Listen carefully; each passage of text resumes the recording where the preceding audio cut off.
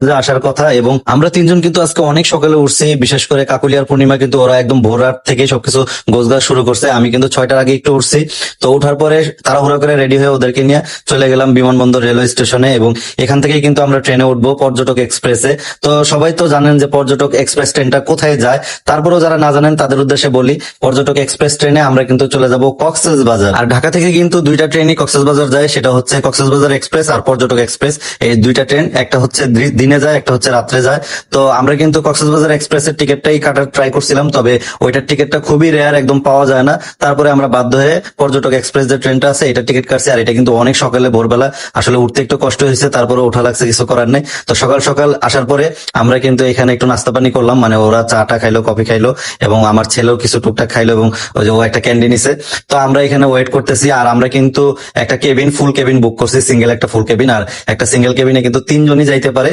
তো আমরা যেহেতু 3জন মানুষ, এই জন্য ফুল কেবিনটাই বুক করা হয়েছে। আর আমরা কিন্তু প্রথমবার কেবিনে জার্নি করতেছি, কারণ এর আগে আমরা সিটে বসে যাইতাম অনেক কোলাহলের মাঝখানে। তবে এইবার ভাবলাম যে আমরা একটু নিরিবিলি পরিবেশে যাবো, আমরা আমরা যেন থাকি, এই জন্য একটা সিঙ্গেল কেবিন বুক করে নিচ্ছি। নয়ন ভাই কিন্তু তার দুই বউকে নিয়ে কিন্তু কক্সবাজার রওনা দিয়েছে। আসলে কিন্তু সবসময় আমরা বাসায় থাকতে থাকতে একটু বোরিং বোধ করি, সেই ক্ষেত্রে যদি বউদের নিয়ে একটু কক্সবাজার বেরিয়ে আসা যায় তাহলে কিন্তু খুব ভালো হয়। কিন্তু অনেকেই আছে জার্নিটাকে খুবই ভয় পায়, তারা কিন্তু নয়ন ভাইয়ের এই ভিডিওটা দেখে খেয়াল করতে পারেন যে তারা কত সহজে কক্সবাজার গেছে।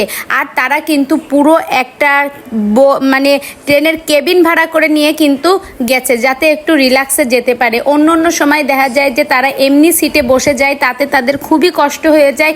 বিশেষ করে ছোট বাচ্চা, তার ছেলেটার একটু কষ্ট হয় দেখে তারা কিন্তু এবার একটা মানে একটা কেবিন নিয়েই কিন্তু গেল। তো আপনারাও কিন্তু নয়ন ভাইয়ের এই ভিডিওটা দেখে এই রকমভাবে যেতে পারেন। আর নয়ন ভাইরা কিন্তু যাওয়ার সময় খুবই মজা করতে করতে গেছে, আর তারপরে কিন্তু কক্সবাজার গিয়ে তাদের কিন্তু খুবই ভালো লেগেছে।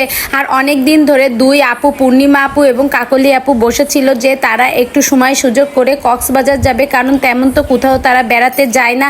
তাই এবার মানে সামনে তো বৃষ্টি আসতেছে, ঝড়ের সময়, সেই জন্য তারা কিন্তু এবার একটু আগে আগেই গেল।